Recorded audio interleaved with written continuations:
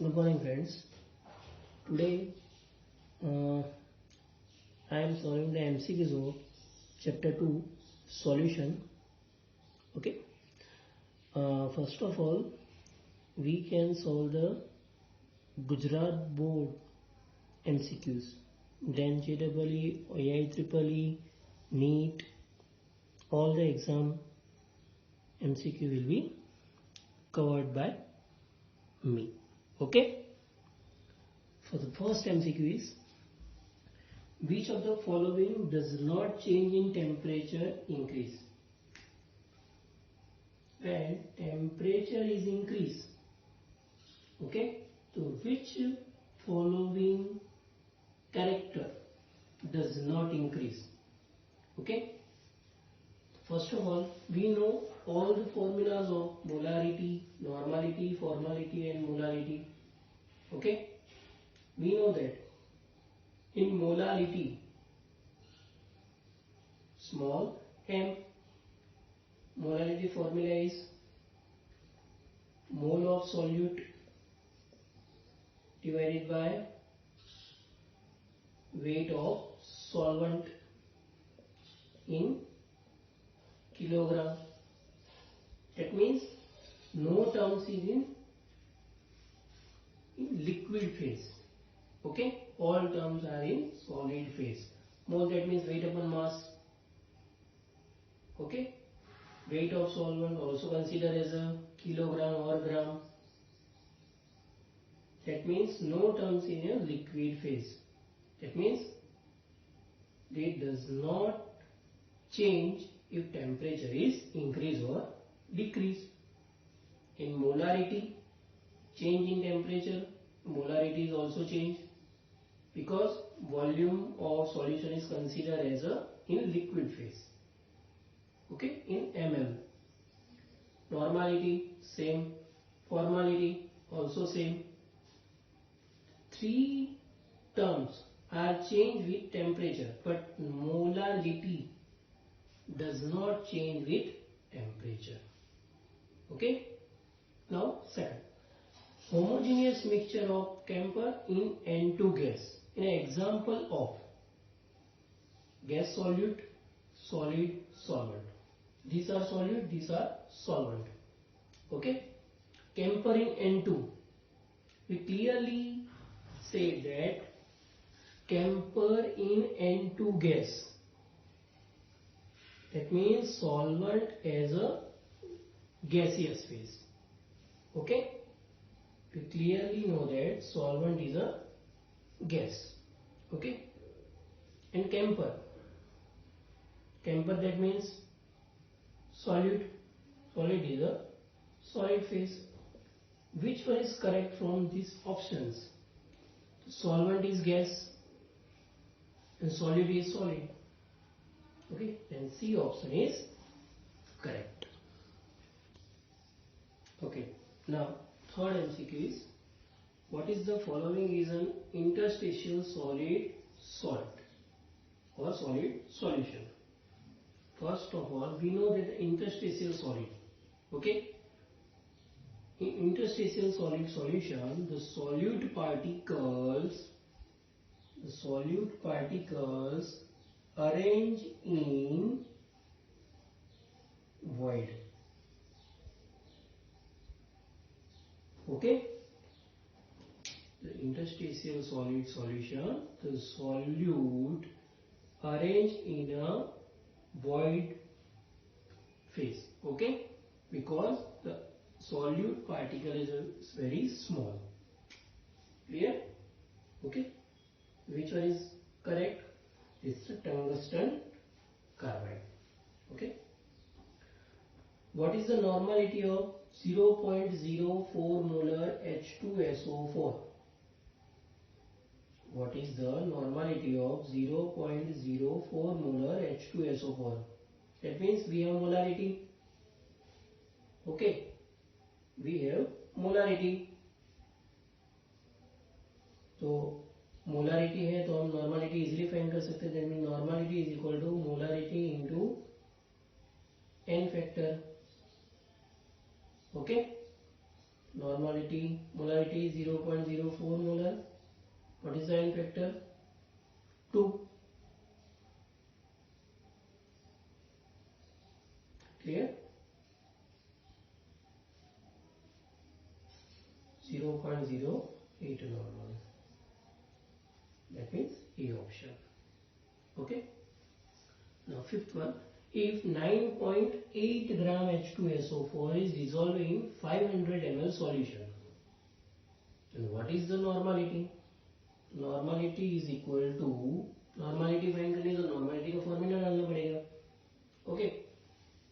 That means weight of solute divided by equivalent weight of solute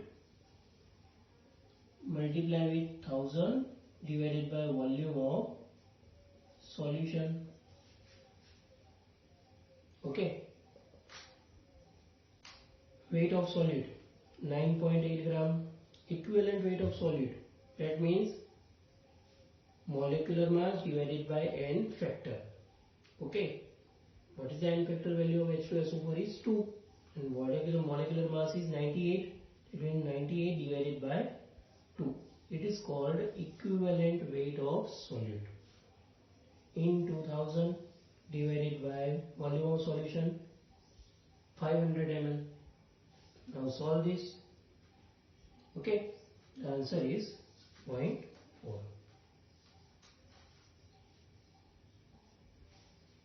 Clear? Okay. Now sixth one is, what is the molar mass and formal mass of potash alum? Okay. अगर आपको formula पता होगा potash alum का तो आप easily इसको solve कर सकते हो. Okay. What is the formula of potash alum? K2SO4 into Al2SO4 thrice into 24H2O. Okay. Now इसका molar mass कितना होगा? Molar mass is equal to 948. Okay. Now what is the formula mass? Okay. Formula mass is, अगर इसमें से हमें इसका formula निकालना है तो हम क्या करेंगे?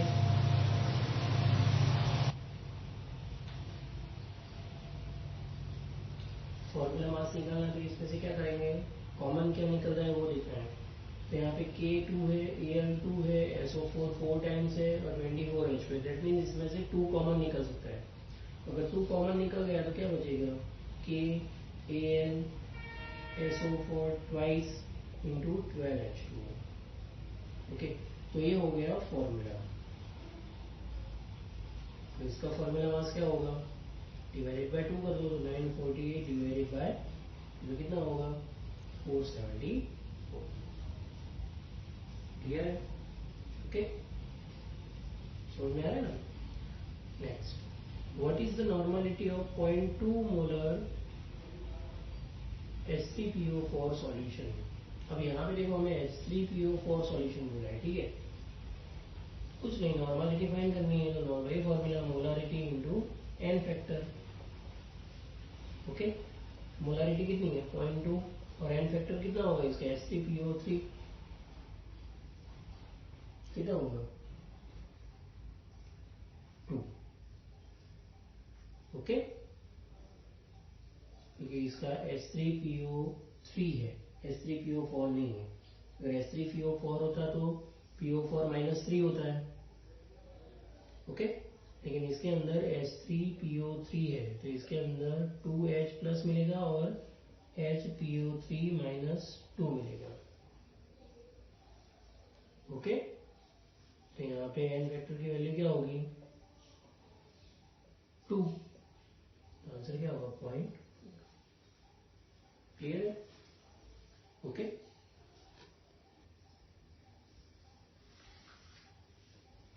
Okay. MCQ number 8. What will be the normality of resulting solution obtained by mixing? अब देखो यहाँ पे मिक्सिंग की बात की है, मतलब 2 सॉल्यूशन आपके पास यहाँ पे है.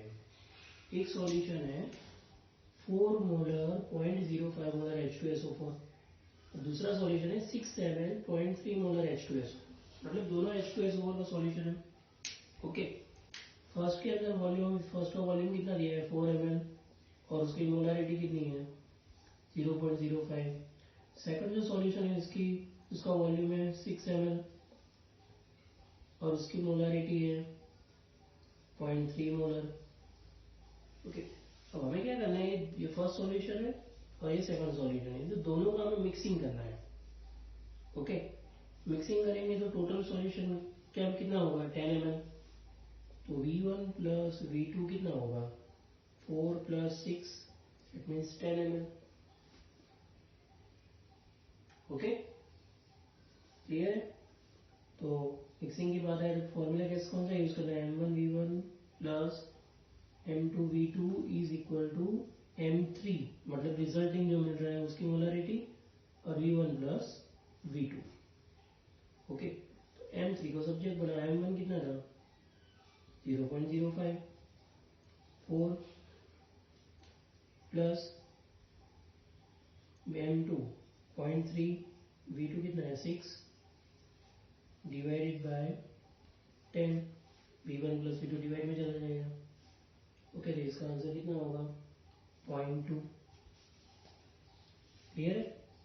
तो देखो ज्यादा स्टूडेंट क्या करेंगे 0.2 आंसर आ गया और 0.2 ये आंसर टिक कर देंगे, लेकिन ये हमें क्या मिला मोलारिटी, हमें क्या फाइंड करना है नॉर्मालिटी।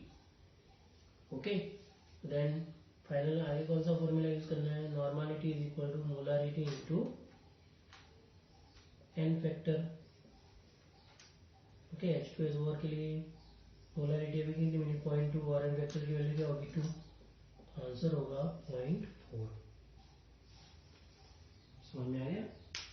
ओके, नेक्स्ट है what will be the value of molality for the aqueous solution of 10% W/W NaOH solution. Okay, पहले तो 10% जो दिया है आपको W/W weight by weight NaOH, इसका मतलब क्या होता है 100 ग्राम, या फिर ऐसे लिखेंगे 10 ग्राम NaOH dissolve in 100 gram solution. Okay, तो उसके अंदर सॉल्वेंट कितना हुआ, ये सॉल्यूट हुआ, ये टोटल सॉल्यूशन है, सॉल्वेंट कितना होगा 90 होगा 100 माइनस 10। ओके, क्योंकि हमें क्या फाइंड करना है मोलालिटी, मोलालिटी के लिए हमें क्या चाहिए सॉल्वेंट का वेट चाहिए, तो ये 90 ग्राम मिल गया। ओके, तो molality weight of solute 10, molecular mass कितना होगा NaOH का 40। Okay, 1000 divided by 90। क्लियर है। अब इसका आंसर इजीली कैलकुलेटर में लाएंगे तो कितना होगा 2.778। समझ में आएगा, एकदम सिंपल है, आपको सिर्फ ये इसको डिफाइन करना है और फिर बाद में देखना है कि आपको क्या फाइन करना है मोलालिटी। ओके, तो मोलालिटी के लिए हमें क्या चाहिए सॉल्वेंट का वेट चाहिए, इसीलिए मैंने क्या किया पहले इसको डिफाइन किया 10% weight by weight NaOH, that means 10 gram NaOH dissolve in 100 gram solution. Okay, that is aqueous solution, क्योंकि यहाँ पे बोला ही aqueous solution। सॉल्वेंट क्या होगा वाटर, तो वाटर कितना होगा 90 ग्राम, 100 माइनस 10। मोलालिटी का formula weight of solid divided by molecular mass of solid. Solid कौन सा है NaOH 10 ग्राम दिया है, मॉलिक्यूलर मास कितना होगा 40, 1000 डिवाइडेड बाय 90, आंसर आएगा 2.778।